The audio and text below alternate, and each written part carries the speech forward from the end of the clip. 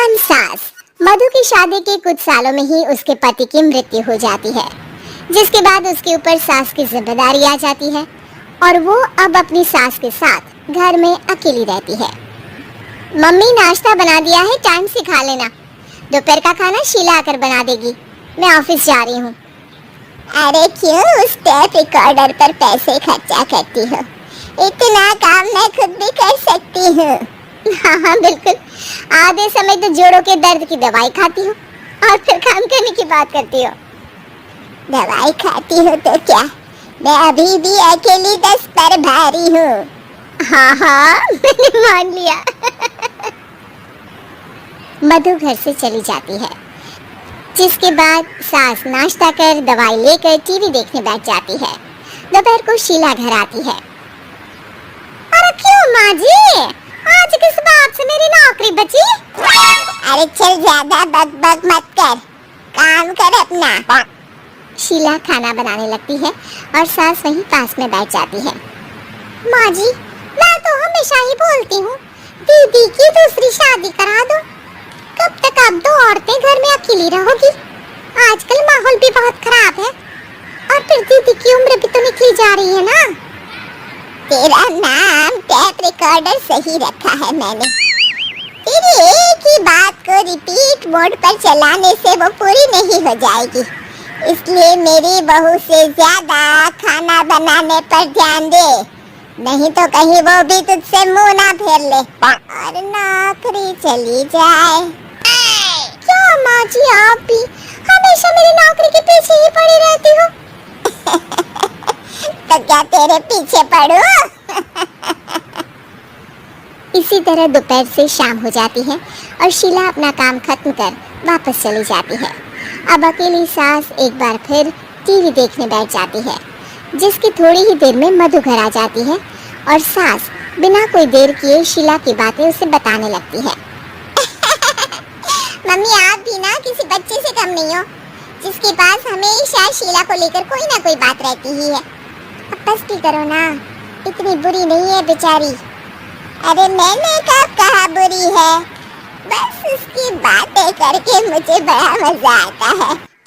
सास की बात पर हंसते हुए दोनों डिनर करने बैठती ही हैं कि लाइट चली जाती है। अंधेरे में मधु मोबाइल की फ्लैश लाइट जलाकर मोमबत्ती ढूंढने लगती है। तभी उसे हॉल में कुछ गिरने की आवाज आती है। मम्मी, आप अंधेरे में इधर उधर क्यों घूम रही हो? अरे तेरे पीछे ही तो खड़ी हूँ। हाँ? अगर आप यहाँ हो तो वो हॉल में सामान कैसा गिरा? भूत आया। अरे मुझे क्या पता, जाकर देखना पड़ेगा ना। दोनों हॉल में जाते हैं, लेकिन वहाँ कोई नहीं होता। अब उन्हें कमरे में से सामान गिरने की आवाज आती है। लगता है ये भूत चोरी करने आया है, इसे वापस कब्र में पहुंचाना ही पड़ेगा। बस हाँ, आप ज्यादा ना तीस मार खा मत बनो, मैं पुलिस को फोन करती हूँ। अरे जब तक तेरी पुलिस आएगी तब तक क्या वो हमारे साथ बैठकर अंताक्षरी खेलेगा? हट डरपोक, संभालने दे मुझे। अब सास पास रखा फ्लावर पॉट उठाकर कमरे की तरफ बढ़ने लगती है, जहाँ उसे दो आदमी दिखाई देते हैं। पीछे पीछे मधु भी वहाँ आ जाती है। मम्मी, अभी भी मौका है, बाहर भाग जाते हैं। मधु की आवाज सुन चोर चौकन्ने हो जाते हैं। ओए तुम दोनों, जहाँ हो वहीं खड़ी रहना, नहीं तो दोनों को गोली मार दूंगा। अरे तुम दोनों अभी के अभी बाहर जाओ, नहीं तो मैं तुम्हें जिंदा नहीं छोड़ूंगी। ये बुढ़िया हमें धमकी दे रही है। अबे तुम दो अकेली अबला औरतें क्या कर लोगी? अरे जा भेजा, दोनों को बांध दे। जैसे ही दूसरा आदमी सास को पकड़ने उसके पास आता है, तो वो उसके सर पर फ्लावर पॉट मार देती है। उसके सर से खून बहने लगता है, जिसे देख दूसरा आदमी गन निकालकर हवा में गोली चला देता है, जिससे बचते हुए दोनों सास बहू वहां से भाग जाती हैं। अब वो तीनों एक दूसरे के आगे पीछे पूरे घर में भागने लगते हैं। मम्मी, आपने तो सच में उसे मार दिया। तो मजाक में कौन मारता है? और अभी तुम मेरे साथ ही रहना, नहीं तो पक्का मारी जाओगी। ये औरतों को कमजोर समझता है ना। आज इसे औरतों की ऐसी ताकत दिखाऊंगी कि ये आदमी पैदा होने पर शर्म करेगा। ये अचानक आपके अंदर झांसी की रानी कहाँ से जाग गई?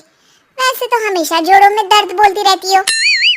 अभी तुम्हें जान बचानी है या जोड़ों के दर्द की कहानी सुननी है? मधु और उसकी सास कमरे में जाकर दरवाजा अंदर से बंद कर लेते हैं, जिस पर चोर बाहर खड़ा दरवाजा बजाते हुए उन्हें आवाज लगाने लगता है। क्यों डर गई? अरे वैसे तो बहुत धमकी दे रही थी, गेट खोल अब बुढ़िया। अबे पागल, धमकी देने और होशियार होने में फर्क होता है, पर ये दिमाग वाले काम तुझे तो समझ में नहीं आएंगे। रुक, वो भी तेरा दिमाग ही बाहर निकाल रहा हूँ। ये कहते हुए चोर गोली चलाने ही वाला होता है कि सास अचानक दरवाजा खोलकर उसके मुंह पर परफ्यूम डाल देती है, जिससे चोर गन फेंककर दर्द से चिल्लाने लगता है। मम्मी, अरे बहुत दर्द हो रहा है, कोई बचाओ, इसे हटाओ प्लीज, मैं किसी को कुछ नहीं करूँगा। क्यों रे, क्या थोड़ा सा दर्द होते ही मम्मी मम्मी करने लगा? अभी तो औरतों को कमजोर बोल रहा था। भूलियो मत, एक औरत ने ही तुझे इस दुनिया में जन्म दिया है, और वो भी तुझे ये दर्द हो रहा है ना, उससे लाख गुना ज्यादा दर्द सहकर। इसलिए औरतों को दोबारा कमजोर भूल कर भी मत बोलियो। वाह मम्मी, आपका ये रूप तो मुझे पता ही नहीं था, आपने तो कमाल ही कर दिया। कहा था ना, अकेली ही 10 पर भारी पड़ सकती हूँ। ये तो फिर भी 2 ही थे। इतनी देर में पुलिस भी वहां पहुंच जाती है। आ गए आप, कर लो इन्हें अरेस्ट और जेल में बैठकर